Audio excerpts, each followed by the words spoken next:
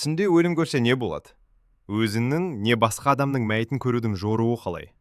Жаныңның денеден ұшып шығып әлемді аралауы неден? Осы видеода дәл осы сұрақтарға жауап іздейтін боламыз. Марқұмдар жайлы өте көп қозғадық та, ал бүгінгі айтатынымыз тірі адамдар жайлы негізінде. Мысалы, сіз тірісіз, бірақ өмірде түсіңізде өмірден өте бересіз. Немесе сіздің жақын адамыңыз тірі, бірақ түсінде сіздің түсіңізде өмірден өте береді. Бұл не үшін олай? Осы туралы кеңірек айтып беруді жөн көрдік.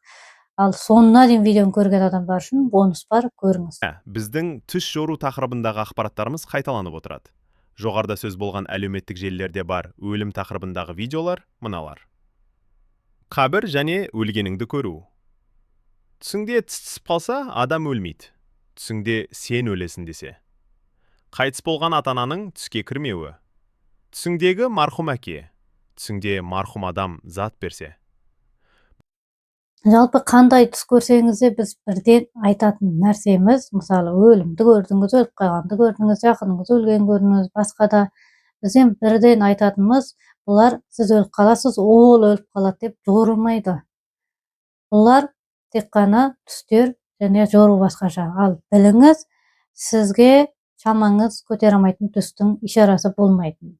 Біздің сөзді қорқып тыңдап отырсаңыз, айта кетейік. Түсіңде өлсең, не өлгенді көрсең, мыналарға жорылмайды. Жаның қалқып аспанға ұшса, өмірден өтпейсің. Өз мәйітіңді көрсең, өлім сені шақырмайды. Біреу өліп қалса, өмірде ұзақ жасамайды, немесе шын өлмейді.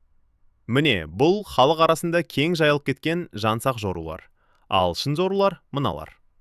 Түсіңде өмірден өтіп жатсаң, өзің мәйітін көріп жатсаң, жай ғана сен өзің уақытың өтпей жүр деген сөз да. Ішің пысып, бірдеңені күтіп, немесе барлық жоспарың бітіп қалды, енді не қыламын деп, жаңағы бір күн санап, ай санап өзің жүрсің деп жорылады. Ал жаңағы рухың аспанға ұшып кетіп жатса, өзің рухыңды көріп жатсаң, онда жаңағы бұл хақында сен көп ойланғансың деген сөз. Ол өлім не, ол исламша хақ па, дейіште хақ па, не ол деген сияқты. Ал енді өзіңнің анаң, басқа жақын адамың түсіңде өмірден өтіп жатса, сен ол жайлы уайымдайсың деген сөз.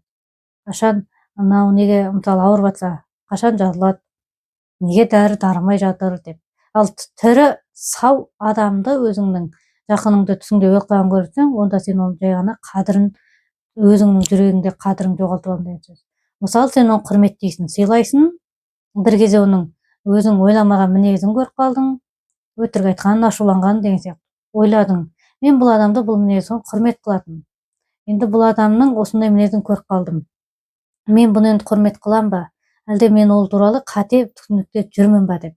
Ойыңда қарама-қайшылық ойлар, шатасқылар болады. Соның көңіл күй түседі, оған деген үміт кетеді, мынау өмірдегі жақсы адам деген. Ең бірінші жақсы адам деген. Сосын түсіңде ол адамды өлтіріп жатасың. Қарапайым ғана жору. Сіздің көңіліңіз тыныш болу үшін бұл жоруымызға дәлел айта отырайық. Түсіңде өзің өліп қалсаң, уақыт өтпейді. Бұл жерде логика қарапайым. Адам өмірден өтсе, қимылсыз, жұмыссыз қалады, уақыты тоқтап қалады. Қатты зеріккен адам өзін өлік сияқты сезінгеннен осы түсті көреді екен. Рухтың аспанға ұшуы, бұл көбінесе діншіл адамның түсі. Өлгеннен соң не болады? Мен өлсем, кім болып барам о дүниеге деген сұраққа жауап таппаған адам сол сұрақты түсінде көріп, сол жақтан өзіне жауап әзірлейді. Әрине, бұл жауап шындық емес. Өмірде жақын адамыңыз науқас болса, сіз оның сауығып кетуі үшін бәрін жасайсыз. Кейде ем дарымай жатқанда миға келетін қорқынышты ой. Одан айырылып қалам ба? Өліп қалама деген ой.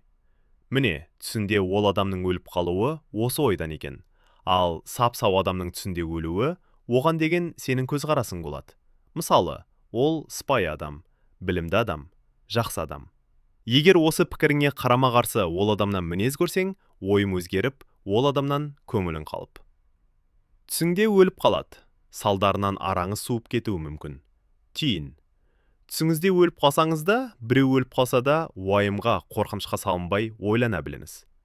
Егер осындай ақылға қонымды түс жоруды ұнатсаңыз, біздің арнаға тіркеліңіз. Ал үйренгіңіз келсе, біздің түс жоруды үйренейік атты курсқа қатысыңыз. Видеоны соңына дейін көрсеңіз, комментарийге рахмет сөзін жазып, WhatsApp-қа осы видеоның скриншотын жіберсеңіз, бір түсіміз тегін жорылады.